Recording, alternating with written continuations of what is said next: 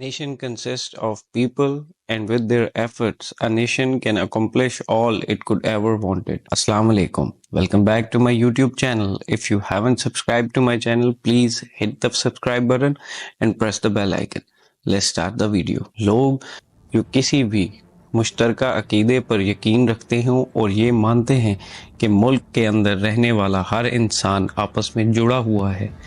अगर किसी नेशन के अंदर ये यकीन पैदा हो जाए तो उस कौम को किसी सूरत हराया नहीं जा सकता। जंगी शिकस्त तो हो सकती है, लेकिन ज़हनी फ़तह उस कौम का मुकद्दर होती है। हमेशा वही कौमें तरक्की करती हैं जो तलवारों की छनकार पर सर उठाती हैं और दुनिया से अपनी क़ुव्वत का लोहा मनवाती हैं। जीत हमेशा उस कौम की होती है जो उस पर यकीन रखती है। आपको आज के दौर में बहुत सी ऐसी कौमें मिल जाती हैं जो इस आइडियोलॉजी को मानती हैं और इस पर अमल पैरा हैं। जैसे जर्मनी की मिसाल हमारे सामने है, जहां एक तरफ पूरी दुनिया कोल्ड वॉर के ख़त्म होने का जश्न मना रही थी, वहीं पर जर्मन कौम ने रेजिस्टेंस, ह्यूमन स्पिरिट और यूनिटी की ऐसी मिसाल कायम की जिसकी वजह से ना सिर्फ बर्लिन वॉल को तोड़ा गया, बल्कि जर्मनी दोबारा से एक यूनाइटेड मुल्क की तरह दुनिया के नक्शे पर उभर गया। अब इसी तरह की एक सूरत हाल का सामना आयरिश लोगों को भी है, जो पिछले कई डेकेड से अपने मुल्क की रीयूनिफिकेशन की कोशिश कर रहे हैं। 21 में 500 किलोमीटर तवील बॉर्डर के जरिए रिपब्लिक ऑफ आयरलैंड और नॉर्दर्न आयरलैंड, जो कि यूके के कंट्रोल में है, तकसीम कर दिया गया था। लेकिन दौर हाजिर की जियो पोलिटिकल सिचुएशन अगर देखी जाए, ये मुल्क अब किसी भी वक्त एक सिंगल नेशन बन सकता है, क्योंकि नॉर्दर्न आयरलैंड की नेशनलिस्ट पार्टी शेन फेन, जो 1905 में बनी थी, तब से आज तक वो नॉर्थ आयरलैंड की रीयूनिफिकेशन की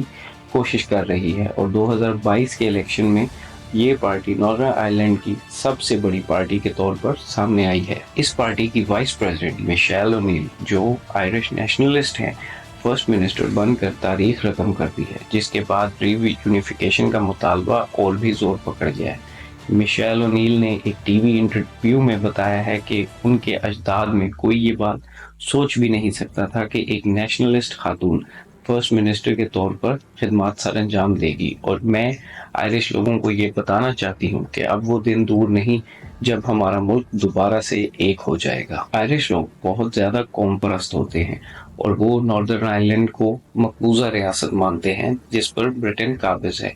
जिस तरीके से पाकिस्तानी कौम कश्मीर को मकबूजा रियासत मानती है, आयरलैंड पर कब्जे की कोशिश 12वीं सदी से स्टार्ट हो गई थी, जब एंग्लो नॉर्मन इन्वेजन हुई और इंग्लिश लोग आयरलैंड पर काबिज हो गए।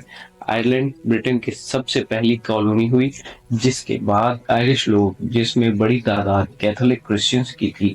इंग्लैंड के खिलाफ ऐलान जंग कर दिया। 16वीं सेंचुरी के आने तक प्रोटेस्टेंट इंग्लैंड आयरलैंड पर पूरे तरीके से काबिज हो चुका था, जिसके बाद आयरलैंड के जो प्रोटेस्टेंट आबादी थी, जो कि इंग्लैंड के साथ वफादार थी, एक प्लानिंग के तहत नॉर्दर्न आयरलैंड के एरियाज में आबाद करना शुरू कर दिया और आयरिश कैथोलिक्स को साउदर्न पार्ट्स की तरफ धकेलना शुरू कर दिया। यहाँ पर भी ब्रिटेन ने डिवाइड एंड रूल की पॉलिसी को अपनाया, क्योंकि ब्रिटेन का मानना था कि हम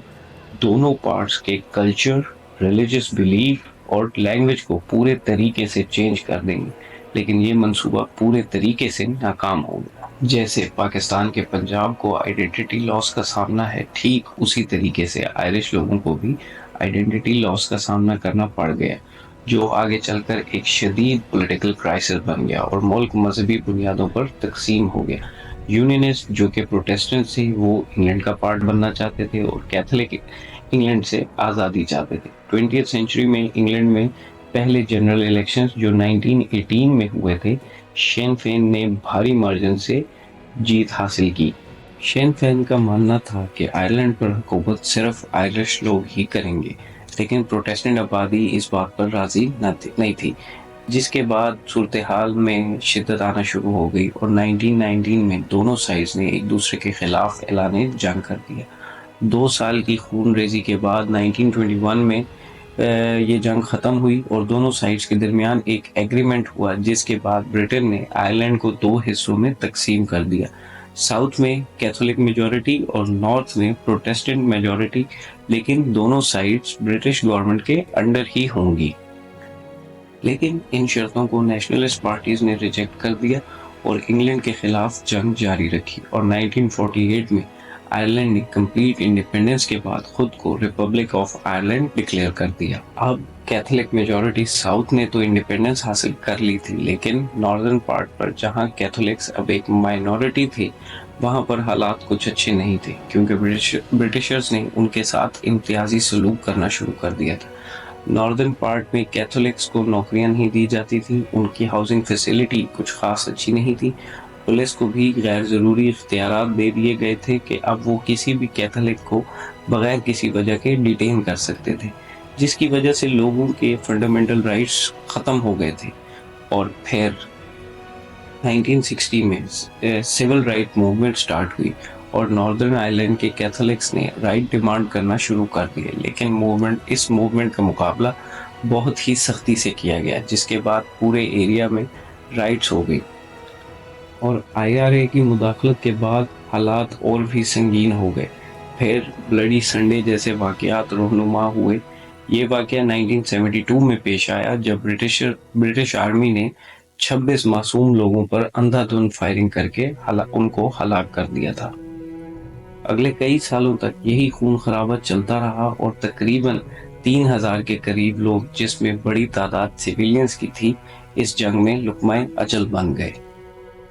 اور آخر کار کفر ٹوٹا خدا خدا کر کے، جب 1998 میں گڈ فرائیڈے ایگریمنٹ کے بعد جنگ کو روکا گیا اور کیتھولک آبادی کو گورنمنٹ میں حصہ اور ایکول رائٹس دینے کا وعدہ کیا، ساتھ ہی ایک ریفرینڈم کا بھی وعدہ کیا گیا، ٹھیک اسی طرح جیسا وعدہ کشمیر اور خالصتان کے لیے کیا گیا تھا کہ میجورٹی فیصلہ کرے گی کہ انہوں نے کس ملک کے ساتھ شامل ہونا ہے۔ ابھی یہ معاملات چل رہے تھے کہ EU سے نکلنا انگلینڈ کو بہت بھاری پڑ گیا، کیونکہ ناردرن آئرلینڈ نے EU ممبر رہنے کے لیے ووٹ دیا تھا۔ EU سے ایگزٹ کے ساتھ ناردرن آئرلینڈ کا ہیلتھ کیئر اور ہاؤسنگ سیکٹر کولیپس کر گیا، جس نے لوگوں کی زندگی کو اور مشکل بنا دیا۔ اب ریپبلک آف آئرلینڈ، جو کہ ابھی بھی ایک یورپی یونین ممبر ہے، اور ناردرن آئرلینڈ میں بھی میجورٹی وہ لوگ ہیں جو یورپی یونین کا ممبر رہنا چاہتے ہیں، اور اتنی ساری صورتحال اور کشمکش میں سین فین جیسی نیشنلسٹ پارٹی کا گورنمنٹ میں آنا اس بات کا پیش خیمہ ہے کہ آئرلینڈ کی ری یونیفیکیشن اب قریب ہے۔ اور جیسے کہ ہم نے آپ کو پہلے بھی بتایا کہ جو قومیں اس بات پہ اپنی جیت پر یقین رکھتی ہیں، جیت انہی کا مقدر ہوتی ہے، اور ہو سکتا ہے کہ آپ کو آنے والے 5 سے 10 سالوں کے اندر یہ ری یونیفیکیشن اپنی زندگی کے اندر دیکھنے کو مل جائے۔